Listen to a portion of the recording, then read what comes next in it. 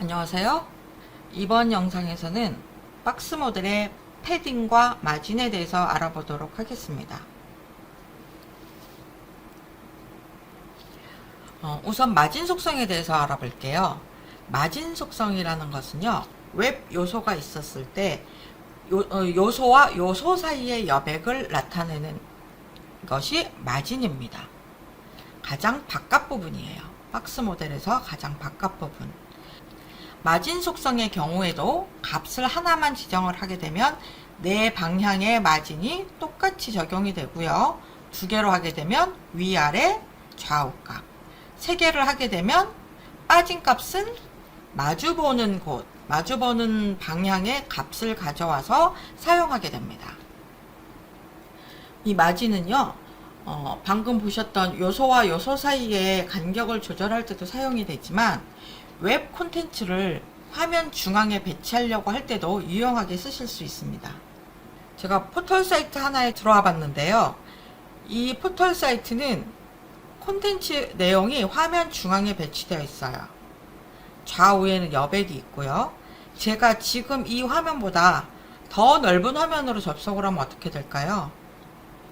역시 콘텐츠는 화면 가운데 있습니다. 항상 화면 중앙에 오게끔 지정하실 수가 있어요. 이때 사용하는 게 마진 속성입니다. 어떻게 사용을 하냐면 배치하려고 하는 영역, 아까 포털 사이트 같은 경우에는 콘텐츠 영역이겠죠. 그 영역의 width 값, 너비 값을 고정을 해줍니다. 꼭 고정이 돼 있어야 돼요. 만일 콘텐츠 너비를 1000픽셀이면 1000픽셀 이런 식으로 고정을 해놓고 좌우의 마진 값을 오토로 지정을 해주는 거예요. 이렇게 해주면 웹 브라우저 창에서 필요한 영역의 너비만큼 200픽셀을 빼놓고요. 나머지 공간을 왼쪽과 오른쪽에서 반반 나눠 갖도록 합니다. 그렇기 때문에 브라우저 창의 넓이가 얼마가 되든지 간에 무조건 이 div 영역은 화면 중앙에 오게 돼요. 그럴 때 유용하게 마진 속성을 사용하실 수 있습니다. 마진을 사용을 할 때 주의하셔야 될 게 있는데 이게 마진 중첩이라고 하는 현상입니다. 마진과 마진이 겹쳐진다는 뜻이죠. 아래 코드를 한번 보도록 할게요. div 영역의 너비 값은 200픽셀이고 하이 값, 높이는 100픽셀입니다. 그리고 마진을 30픽셀로 지정을 했어요. 그랬을 경우에 우리가 생각하는 건 뭐냐면 div가 3개가 있는데 각각 div가 있고 위아래 마진이 30, 위아래 마진이 30, 위아래 마진이 30 이런 모습일 거예요. 그래서 첫 번째하고 두 번째 사이에는 30과 30이 만나서 60픽셀이 될 거고 이런 것들을 예상하게 되는데요. 실제로 웹에서 구현이 될 때는 이런 화면이 됩니다. 왜냐하면 첫 번째 div의 아래 마진 30과 두 번째 div의 윗 마진 30이 서로 만나요. 마진과 마진이 만나면 마진 값이 큰 쪽으로 겹쳐진다. 즉, 큰 값만 적용된다는 뜻입니다. 여기서는 30과 30이 똑같기 때문에 그냥 30 하나만 적용이 됩니다. 두 번째 div와 세 번째 div도 역시 위아래 마진이 30, 30 만나기 때문에 두 개 값 중에서 큰 값 하나만 적용이 돼요. 이것이 마진 중첩이라는 현상이에요. 만일 이 마진 중첩을 모르고 있다라면 내가 지금 오른쪽과 같은 이런 식으로 배치를 하고 싶었을 때 열심히 머릿속으로 계산을 해서 첫 번째 div의 위 마진은 30으로 하고 아래 마진은 15 정도로 해야겠다. 그리고 두 번째 div에서도 위 마진을 15 정도로 해야 두 개가 합쳐져서 30이 되겠다. 이런 식으로 계산을 할 수도 있잖아요. 그런 게 필요가 없다는 것입니다. 세로로 배치를 할 때 위의 마진과 아래 마진이 서로 만나게 되면 큰 값을 그냥 적용해 주기 때문에 좀 더 계산하기가 편리해져요. 이제 패딩이 남았어요. 패딩은 바깥에는 마진이고 중간에 테두리가 있는데 테두리와 실제 콘텐츠 영역 사이의 여백을 말합니다. 테두리하고 글자가 너무 바짝 붙어 있으면 읽기가 되게 힘들죠. 뭐 글자만이 아니라 이미지가 있더라도 그 콘텐츠가 너무 테두리에 붙어 있지 않도록 해주는 역할을 하는 게 패딩입니다. 코드를 보시면 여기도 값이 하나일 경우, 두 개일 경우, 네 개일 경우 다 따로 지정을 하실 수가 있고요. 방향 기억하시나요? 탑, 라이트, 바텀, 레프트 이런 식으로 적용된다. 4개의 값이 있을 경우에는, 1개일 경우에는 모두 똑같이 적용된다. 자, 이거 오른쪽 클릭을 해서 한번 볼게요. 자, 개발자 도구창 열고요. 자, 첫 번째 패딩을 보면 값이 4개가 지정되어 있습니다. 열어보시면 탑, 라이트, 바텀, 레프트의 순서대로 적용된 걸 볼 수가 있어요. 자, 세 번째를 볼게요. 세 번째를 봤더니 패딩이 20이라고 되어 있어요. 값이 하나이기 때문에 4군데 다 똑같은 값이 적용됩니다. 이 패딩이 있기 때문에, 패딩을 지정해 줬기 때문에 테두리와 콘텐츠 사이에 여백이 들어가게 됩니다.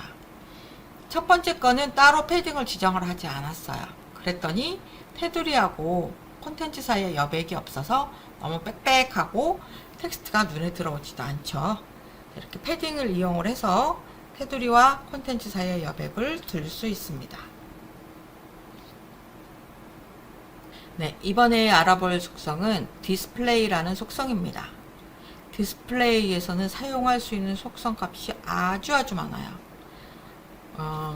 필요할 때마다 제가 계속 설명을 드리겠지만, 지금 살펴보려고 하는 값들은요, 블랙 레벨 요소와 인라인 레벨 요소를 바꿀 때 사용하는 값입니다.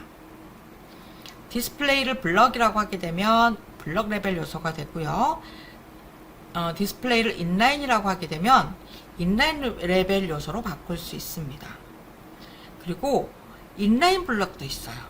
이건 또 볼까요? 배치 방법은 인라인으로 하는데, 그러니까 즉 오른쪽으로 계속 다른 요소가 올 수 있게 하는 거죠. 패딩과 마진을 지정할 수 있도록 하는 겁니다.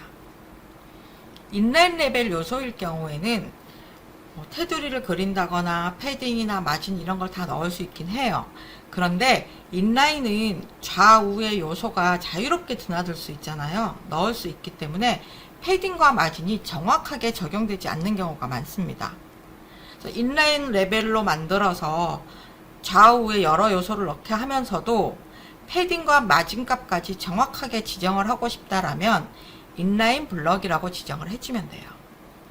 그리고 디스플레이 넌 하게 되면 해당 요소가 화면에서 감춰집니다. 처음에 제가 그 HTML 태그에서 HR 태그를 설명을 드릴 때, HR 태그가 가로줄을 그리는 태그이다. 앞과 뒤의 내용의 분위기 전환을 위해서 사용하는 태그인데, 가로줄이 그려지기 때문에 얘를 스타일을 이용을 해서 화면에서 감춰준다라는 말씀을 드린 적이 있어요. 그때 감추는 방법이 디스플레이 넌을 이용을 해서 감추는 것입니다. 그럴 때 특정한 요소를 화면에서 감출 때 사용하는 게 넌이라는 값이에요. 여기에서는 블럭 레벨 요소와 인라인 레벨 요소가 어떻게 바뀌는지만 한번 살펴보도록 할게요. 지금 보이는 이 코드에는요, 내부라는 태그 안에, 이 내부 태그가 뭐죠? 메뉴를 만드는 태그입니다. UL, 순서 없는 목록을 이용을 해서 메뉴 항목을 삽입을 했습니다. 브라우저에서 확인을 해보면 이렇게 메뉴 1, 2, 3, 4 이렇게 표시가 돼요. 그리고 스타일을 보시면 리스트 스타일 넌 그래가지고 블릿을 없앴어요. 그래서 블릿은 나타나지 않습니다. 근데 이거를요, 가로로 배치하고 싶어요. 현재는 얘가 블럭 레벨 요소죠. 여기 li를 인라인으로 바꿔달라고 할게요. 디스플레이 인라인. 근데 저는 여기 패딩과 마진 값을 넣고 싶어요. 그래서 인라인이 아니라 인라인 블럭이라고 지정을 해주시면 됩니다. 그리고 얘를 이렇게 지정을 하고 한번 브라우저를 확인을 해볼까요? 이렇게 가로로 배치가 됩니다. 이것만 봐서는 좀 메뉴스럽지가 않죠. 그래서 여기에다가 테두리도 그려보고, 패딩과 마진도 한번 넣어보도록 할게요.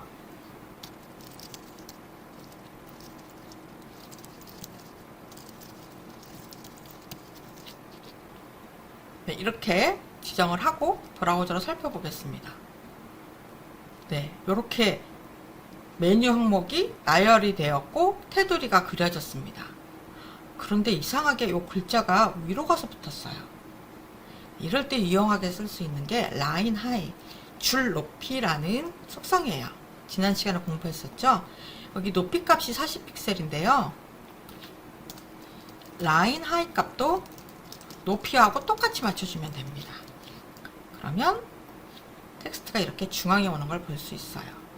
처음에 봤을 때는 얘는 단순히 순서 없는 목록이었고 한 줄에 항목 하나씩 표시가 됐었지만 디스플레이를 이용을 해서 인라인 블럭으로 바꾸게 되면 얘가 가로로 이렇게 배치가 됩니다. 그리고 여기에 width와 height 값도 지정을 해주고 마진을 지정을 해줘서 각 항목들 사이에 여백도 넣어줬어요. 그리고 테두리까지 그려줬더니 이렇게 대충 메뉴처럼 보이는 것을 만들 수가 있습니다. 자, 이번에 살펴볼 속성은 플롯이라는 속성입니다. 플롯이 이렇게 떠 있다는 얘기잖아요. 둥둥 떠 있는 걸 말하는 건데 웹브라우저에서 문서를 화면에 표시해 줄 때는 이 코드를 읽어가면서 위에서부터 아래로 순차적으로 화면에다 표시를 해주게 됩니다. 네, 이 코드를 한번 볼까요? P, 이미지, PP 있는 상태로 브라우저를 한번 열어볼게요. 이렇게 보시면 P, 이미지, PP 하나하나 순서대로 읽어와서 그대로 화면에 보여주게 돼요. 그러니까 문서의 흐름은 위에서 아래로 순차적으로 진행하게 됩니다. 근데 플로팅을 시킨다는 건 띄운다는 얘기예요. 문서의 왼쪽이나 오른쪽에 띄워주는데 문서의 흐름에서 살짝 벗어나게 되는 거죠. 여기서 이 이미지가 있는데 얘를 왼쪽으로 한번 띄워보겠습니다. 이미지 태그를 플롯 레프트 라고 한번 해볼게요. 그리고 한번 브라우저로 볼까요? 첫 번째 픽 있고 이미지가 있었어요. 이 이미지는 왼쪽으로 뜬 상태인 겁니다. 그리고 오른쪽으로 나머지 텍스트가 와서 붙게 됩니다. 보니까 이미지하고 요 텍스트하고 너무 붙어 있어요. 저는 여기 이미지에다가 마진 라이트에서 한 40픽셀 정도만 띄라고 해볼게요. 자, 그러면 이렇게 여백이 생기죠. 이 플로트 속성은 보통 이미지 옆으로 텍스트를 배치하고 싶을 때 이미지를 왼쪽이나 오른쪽으로 띄우는 용도로 많이 사용을 합니다. 플롯을 무효화시키는 속성이에요. 한번 예를 볼게요.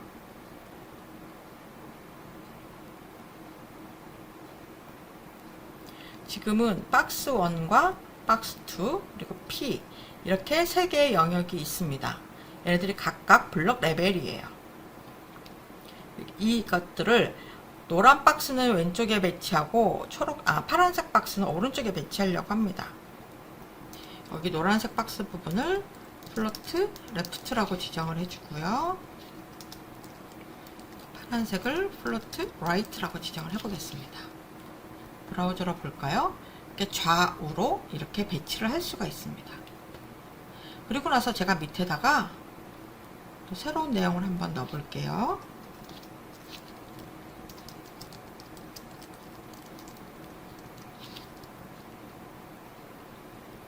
이렇게 넣었는데요. 여기 첫 번째 줄이요. 요 박스 1과 박스 2의 플로트 속성 때문에 그 사이에 들어가 있게 됩니다. 여기 제가 새로 입력한 요 텍스트 단락은 앞에 있는 플로트의 영향을 받고 싶지가 않아요. 윗부분하고 다르게 플로트 영향 없이 내가 얘를 작성을 하고 싶다. 그랬을 경우에는 플로트를 취소해줘 라고 지정을 해주셔야 돼요. 그때 사용하는 게 클리어 속성입니다.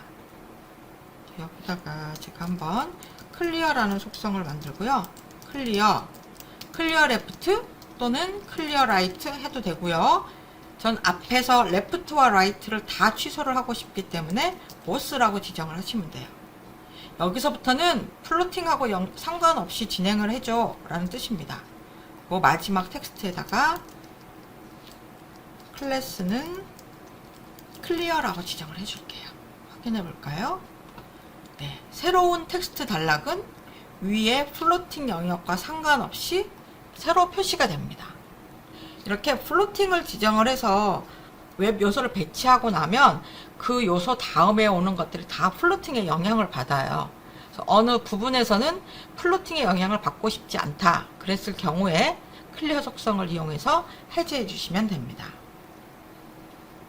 네, 이번에는 웹 요소들을 화면에 어떻게 배치하는지 그 방법에 대해서 알아볼 거예요. 그러니까 포지셔닝이라고 흔히 얘기하는데요. 화면에 보시면 여러 개의 텍스트 단락이 있습니다. 이 단락을 내가 원하는 위치에 갖다 놓고 싶어요. 그러기 위해서는 어떤 좌표값이 필요하겠죠. 기준이 되는 위치에서 얼마나 떨어져 있는지를 지정을 해주는 거예요. 레프트, 라이트, 탑, 바텀이라는 걸 이용을 해서 왼쪽에서 얼마나 떨어져 있는지, 아래에서부터 얼마나 떨어져 있는지를 지정하는 4가지 속성 값을 사용할 수 있습니다. 오른쪽에 보시면 레프트 50, 탑 50, 바텀 100, 레프트 100 이렇게 레프트와 라이트, 바텀 이런 것들을 이용을 해서 위치 값을 지정해 주실 수 있습니다. 이 지정할 때 함께 사용해야 되는 속성이 있어요. 포지션이라고 하는 속성입니다. 자, 포지션을 보면 4개의 값을 사용하실 수가 있습니다. 기본 값은 스태틱이고요. 따로 지정하지 않으면 이 스태틱을 사용하게 되는데, 스태틱은 뭐냐면 코드에서 그냥 나온 순서대로 쭉 나열하는 거예요. 이게 스태틱입니다. 렐러티브는 그냥 코드에 있는 순서대로 나열을 하는데, 레프트와 탑, 라이트, 바텀 이 값들을 이용을 해서 위치를 지정하실 수 있습니다. 그러니까 원래 흘러가던 문서의 흐름에서 살짝 비껴나는 거예요. 오른쪽에 보시면 두 번째가 렐러티브 1이라고 되어 있거든요. 이 렐러티브 1은 보면 포지션 렐러티브라고만 되어 있어요. 이거는 자연스러운 문서의 흐름에 들어가는 거예요. 근데 세 번째를 보시면 포지션 렐러티브인데 레프트 100, 탑 마이너스 50이라고 있습니다. 왼쪽에서 100픽셀 떨어지고 위로부터 마이너스 50픽셀이라고 했습니다. 탑 값이 양수이면은 아래로 내려가고요. 음수이면 위로 올라가요. 원래 자연스럽게 간다면 여기가 와야 되는데 왼쪽에서 100픽셀만큼 들어오고요. 위쪽으로 50픽셀만큼 올라가요. 그래서 두 번째 적용한 모습은 여기 있는 이 모습이 되는 거죠. 렐러티브는 자연스러운 흐름대로 가면서도 위치값을 지정할 수 있는 게 렐러티브입니다. 앱솔루트는 뒤에서 설명드릴 거고요. 픽스드는요, 그 위치에 고정하는 거예요. 항상 그 위치에만 나타납니다. 가끔 어떤 사이트 보면 그 웹브라우저 창을 스크롤 하더라도 항상 같은 위치에 배너나 뭐 광고 문구나 이런 게 나타나는 경우가 있어요. 그렇게 항상 같은 위치에 나타나는 요소를 지정하고 싶다면 픽스드를 사용을 하시면 돼요. 픽스드를 이용을 해서 이 까만색 영역 부분을 오른쪽에서 30픽셀 떨어지고 위쪽에서부터 30픽셀 떨어지도록 지정을 했어요.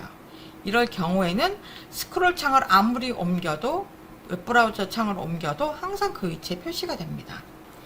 네, 이제 포지션 속성에서 사용하는 앱솔루트라는 값이 남았죠. 이제 자주 사용하는 요소인데 이 부분은 제가 실습을 통해서 설명을 드리도록 할게요. 실습 파일 중에는 position2.html이라고 하는 문서가 있어요. 일단 브라우저 창으로 확인을 해보면 이렇게 요 div 요소 안에 배경 이미지가 들어가 있고요. 저는 이 css3라는 글자를 배경 이미지 오른쪽 하단에다 배치를 하고 싶습니다. 포지셔닝을 이용을 해서 한번 배치를 해 보겠습니다. 일단 얘를 좀 보기 쉽게 하도록 브라우저 창을 옆에다 나란히 띄워 볼게요.